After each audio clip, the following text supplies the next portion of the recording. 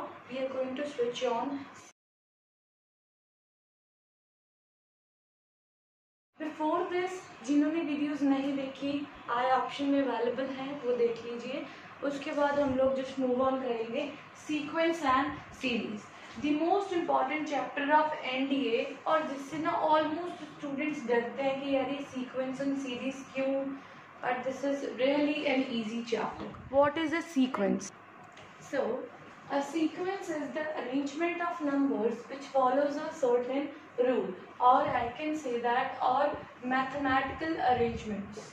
Alright, it means कि एक sequence ऐसे numbers का arrangement होता है जो एक certain rule को follow करते हैं. For example, मैं बोल दूँ कि A1, A2, A3, A4, so on. I am saying it कि ये एक sequence है मेरे पास. तो सीरीज बच्चा उसका जो सम होगा उसको हम बोलेंगे सीरीज. मतलब अगर मैं इसको ऐसे रिप्रेजेंट करती हूँ तो इसको मैं बोलती हूँ this is a series and sequence it is the just the arrangement of numbers. Let's take a particular example in this. अगर मैं इसमें एक छोटा सा एग्जांपल लेती हूँ, I am saying you like कि 4 2 4 6 8 सो ऑन. मैं आपको बोलती हूँ कि ये मेरे पास एक सीक्वेंस है. ऑलराइट, नाउ द सीरीज उसकी मेरे पास क्या होंगी अगर मैं इन सबको ऐड कर देती हूँ, मतलब सो ऑन, इसको मैं बोलूँगी ये हमारे पास इसकी क्या है, सीरीज है. So this is the difference between a sequence and the series. Sequence and series में हमारे पास 3 टॉपिक्स आते हैं, एपी, जीपी एंड एचपी. सो इसीलिए मैं सबसे पहला टॉपिक आज शुरू करूंगी, दैट इज द एपी, जिसको मैं बोलूंगी अर्थमेटिक प्रोग्रेशंस. ऑलराइट, सबको पता होगा, मुझे पता है कि एपी क्या होता है, एपी क्यों बोलते हैं, किसको बोलते हैं एपी, अर्थमेटिक प्रोग्रेशंस क्या होते हैं. तो एक क्विक सी रिवीजन करते हैं अर्थमेटिक प्रोग्रेशंस की. Arithmetic progressions it is a progression जिसमें हमारे पास डिफरेंस ऑफ 2 कंसेक्टिव टर्म्स, और I can say difference of consecutive terms is constant. Consecutive terms, अब यार बात ये है कि कंसेक्टिव टर्म्स होती क्या है, what are these consecutive terms. Basically अगर मैं आपको बोलूँ ये A1 है, ये A2, A3, A4 so on to A9 तक मैं आपको बोल देती हूँ. ऑलराइट, तो कंसेक्टिव टर्म्स हम किसको बोलेंगे, जैसे ये T1 है, ये T2 है, ये T3 है, ये T4 है. तो कॉन्जिक्यूटिव टर्म्स या कंसेक्टिव टर्म्स हम लोग बोलते हैं कि जो इसके बिल्कुल बाद वाली टर्म आती है, जो इसके बिल्कुल बाद वाली टर्म आएगी, मतलब the term which is just after that term.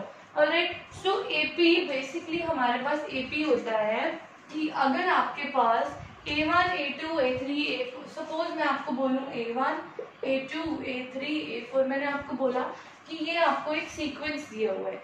Alright, अब आपको देखना है कि ये एपी है हमारे पास या नहीं है.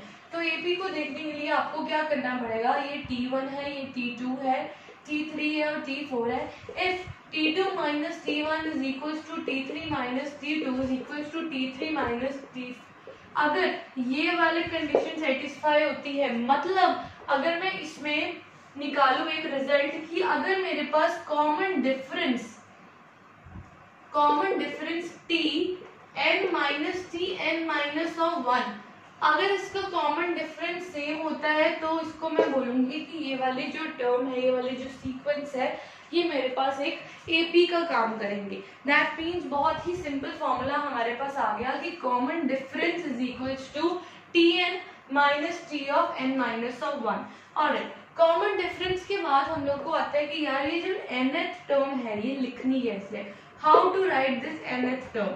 तो इसको लिखने का बहुत ही सिंपल सा फॉर्मूला है, बट उससे पहले हम लोग एक ये चीज समझ लेते हैं कि अगर आपको कोई सीक्वेंस दिया है A1, A2, A3, A4, alright, और कॉमन डिफरेंस हमारे पास D है, तो A1 जो है वो मेरे पास फर्स्ट टर्म होगी, A1 हमारे पास फर्स्ट टर्म होगी, और मैंने आपको बोला कि इसकी nth टर्म निकालो.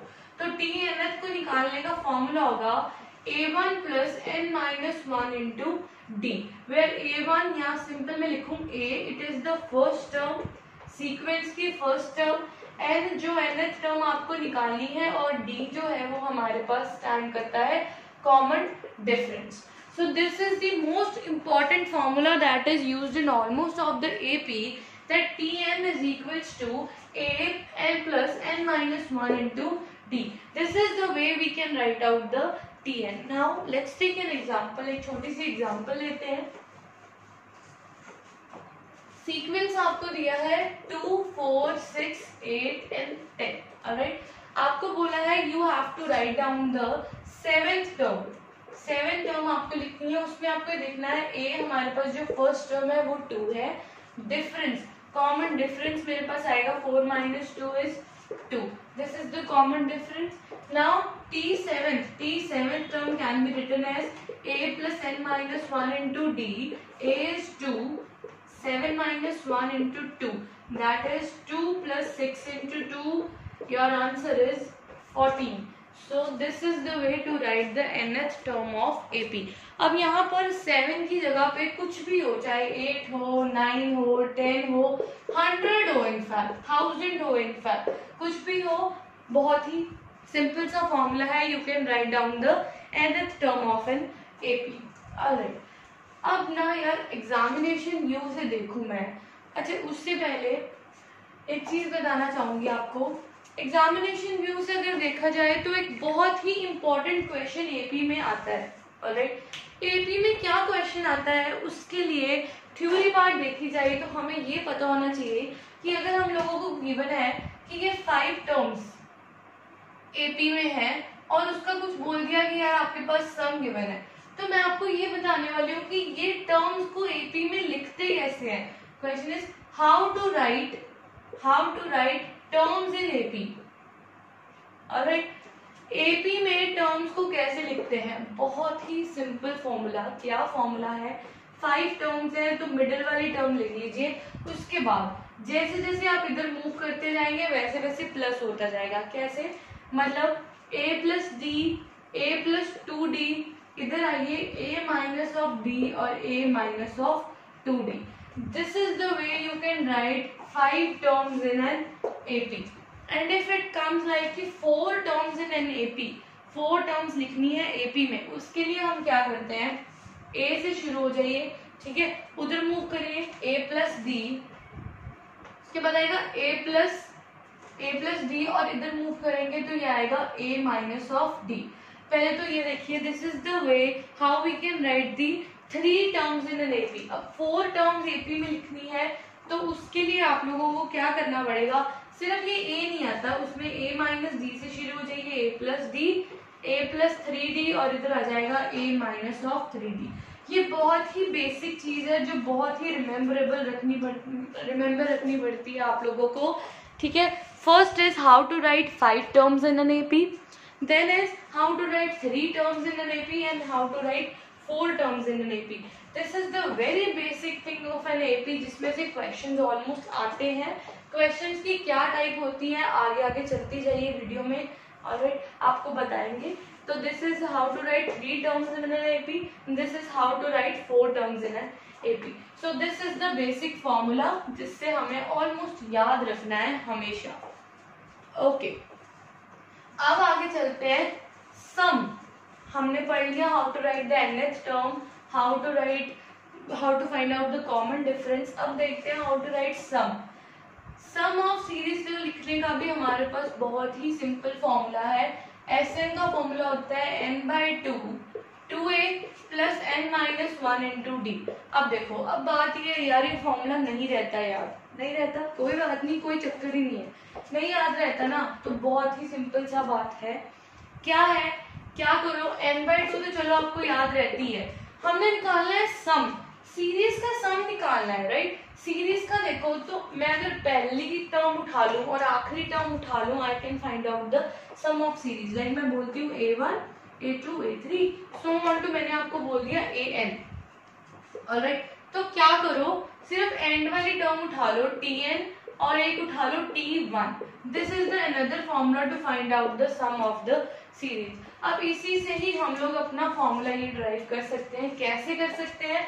तो Sn का फॉर्मूला होगा n/2 अब देखो T1 मतलब first term of an AP that is equals to A, और इसका फॉर्मूला होगा A plus n minus 1 into D, इसका Tn का, तो ये निकल के आ गया n/2 2A plus n minus 1 into d. So this is the method you can remember the formula for the sum. नहीं याद रहता तो चुपचाप ही आराम से फॉर्मूला ड्राइव कर लो, आपको आराम से याद आ जाएगा. तो this is the formula to find out the sum of the series. Okay, एक छोटा सा टेबल बना लो फटाफट से और इससे हमारा एपी हो जाएगा खत्म. तो हमारा एक टेबल बनाते हैं, तो that is number of terms. ठीक है, आगे लिख लीजिए टर्म्स मतलब कौन कौन सी टर्म्स आएंगी, और last is the common difference. इसको कहाँ यूज करना है, कैसे यूज करना है, आपको आगे क्वेश्चन में पता चलेगा, बट इसको जरूर याद रख लेना. If number of terms are 3, 4 and 5, if number of terms are 3, then you can write it as this with the common difference of d. With the common difference of d.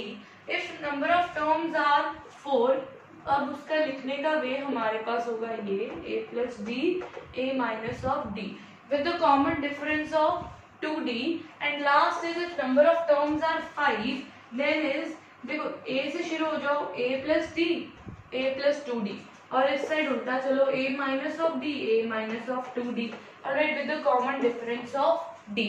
और इसके ऊपर बड़े सारे 2 स्टार लगा लेना क्योंकि this table is very important in the terms of AP. अगर आप कंपटीशन पेपर में बैठोगे तो ये बहुत ही इंपॉर्टेंट है और आपको ये याद होना चाहिए. चलो जी, उसके बाद लेते हैं कंक्लूजन. कंक्लूजन में अगर मैं एपी को कंक्लूड करूं तो हमने आज करे 3 फॉर्मूलाज एपी में जो बेसिकली याद रखने वाले हैं. First is how to write the nth term in an AP. उसको लिखने का फॉर्मूला है a plus n minus 1 into D. Then is how to write the sum. The sum of series को लिखने के 2 फॉर्मूलाज है n/2, या तो पहली टर्म उठाओ और आखिरी टर्म उठाओ, दोनों को ऐड कर दो. यहाँ उसका फॉर्मूला ये है 2a plus n minus 1 into D. और एपी आपको पता कब चलेगा, जब हमारे पास कांस्टेंट डिफरेंस रहेगा, जब हमारे पास कांस्टेंट कॉमन डिफरेंस. यहाँ आपको बोल दो कांस्टेंट की जगह I must use same common difference. अगर कॉमन डिफरेंस सेम होता है तो आपके पास वो जो टर्म होगी वो हमारे पास होगी एपी. तो नेक्स्ट वीडियो में we'll continue with the GP. Till then take care and bye bye.